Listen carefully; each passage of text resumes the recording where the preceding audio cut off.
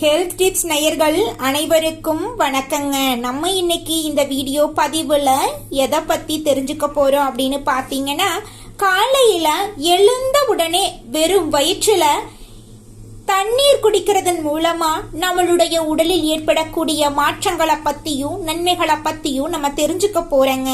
காலையில வெறும் வயிற்றில் குடிக்கக்கூடிய நீர் நம்மளுடைய உடலில் பலவிதமான நன்மைகளை ஏற்படுத்த போகுது.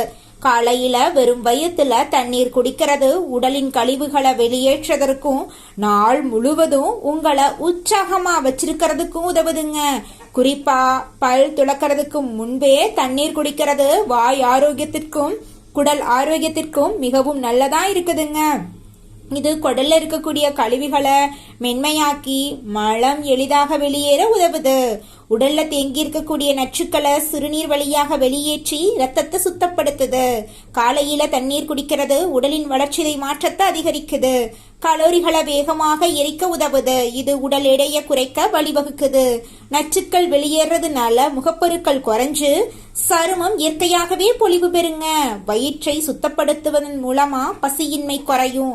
ஊட்டச்சத்துக்கள் சிறப்பாக உறிஞ்சப்படுங்க. காலையில சாதாரண நீரை விட டாக்டர் சொல்லக்கூடிய நீர்களை குடிக்கிறது ரொம்பவும் நல்லது. ஆரம்பத்துல 1-2 கிளாஸ் தண்ணீர் குடிக்கிறது போதுமானது. படிப்படியா இதன் அளவை அதிகரிச்சுக்கலாம். தண்ணீர் குடித்த பிறகு குறைஞ்சது 30-45 நிமிடங்கள் கழித்து காலை உணவை சாப்பிடுறது நல்லதுங்க.